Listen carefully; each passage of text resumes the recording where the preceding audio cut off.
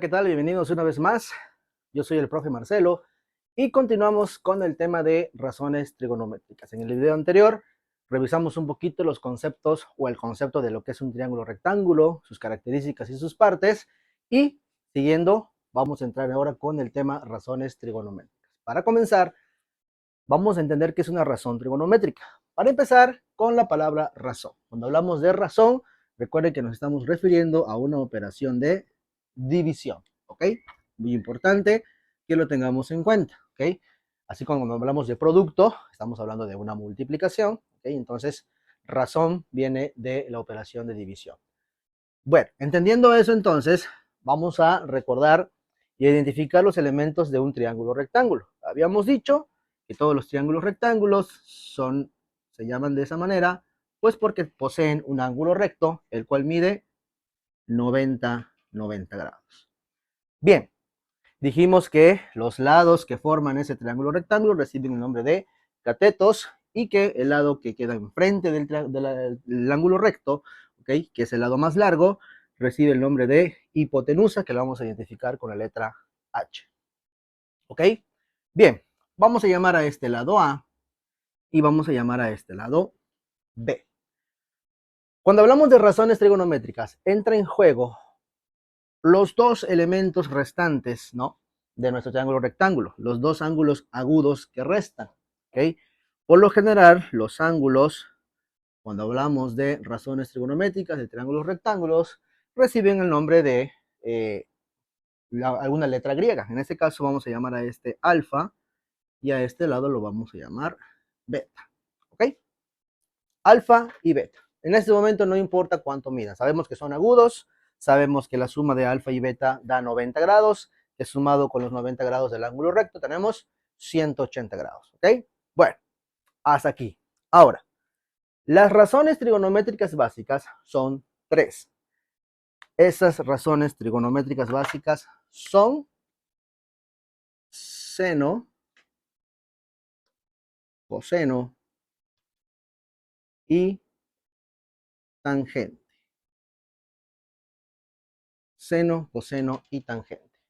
Y es importantísimo, es muy importante, y quiero ser muy puntual y muy claro en este punto, que las razones trigonométricas se derivan, vamos a llamarlo así, del ángulo en el que yo esté trabajando.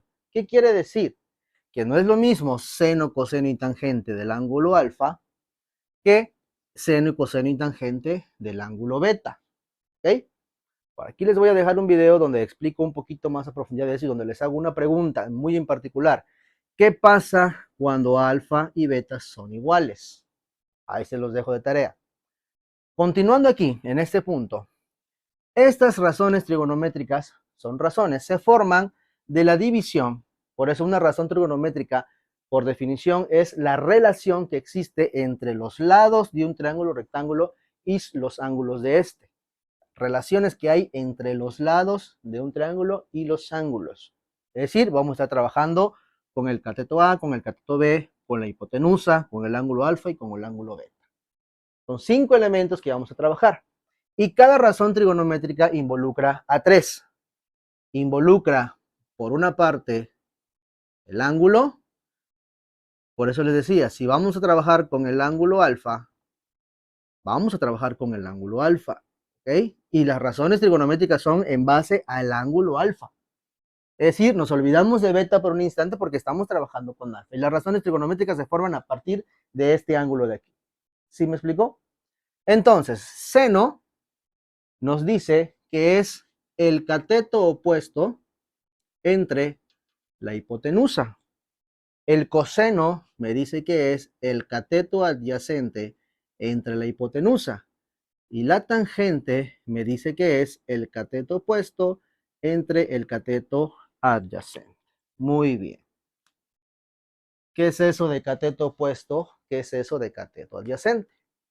¿Ok? Vamos a detenernos tantito entonces y vamos a, primero que nada, a poner atención en esto que vamos a explicar. Ahora, ¿quién es opuesto? ¿Quién es adyacente? Si tengo dos catetos, hace rato lo dijimos. Bueno, por eso recalco nuevamente que va a ser opuesto, va a ser adyacente, dependiendo del ángulo con el que se está trabajando. En este caso estamos trabajando con el ángulo alfa.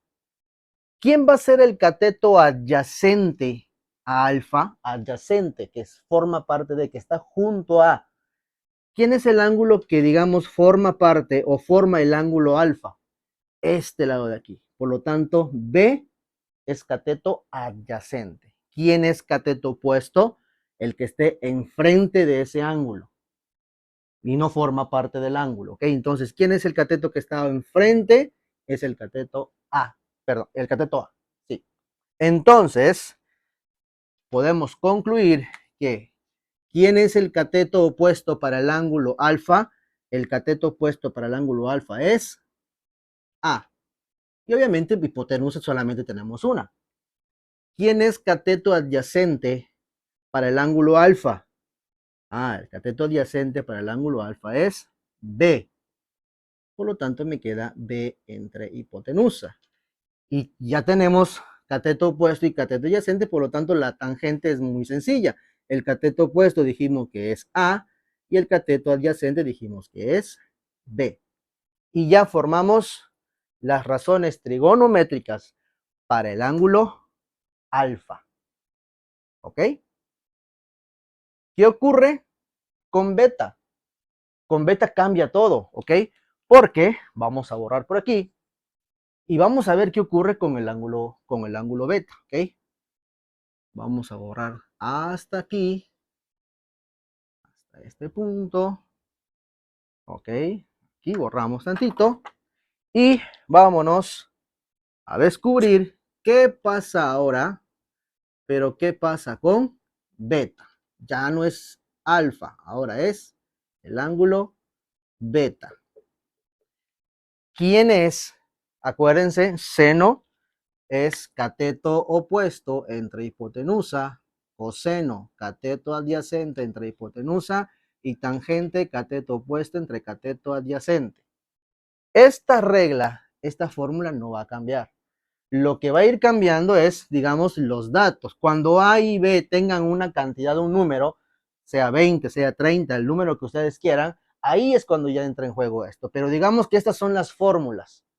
Seno, cateto opuesto entre hipotenusa. Coseno, cateto adyacente entre hipotenusa. Tangente, cateto opuesto entre cateto adyacente. Esa es la fórmula.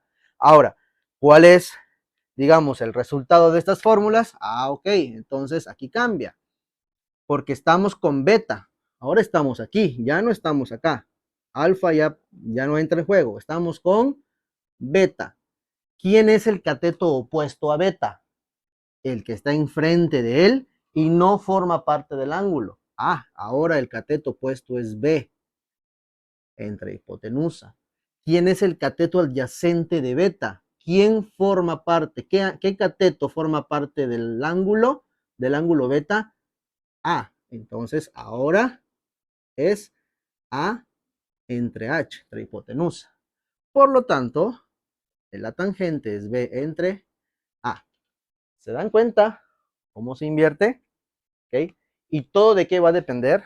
Va a depender del ángulo en el que estamos trabajando. Por eso les decía al principio, seno, coseno y tangente de alfa es muy diferente que seno, coseno y tangente de beta. Solamente hay una ocasión en las que son iguales. ¿Ok? Se los dejo de tarea averiguar cuál es. Entonces, aprendámonos las razones trigonométricas básicas, seno, coseno y tangente, y vamos a empezar a hacer ejercicios en los siguientes videos.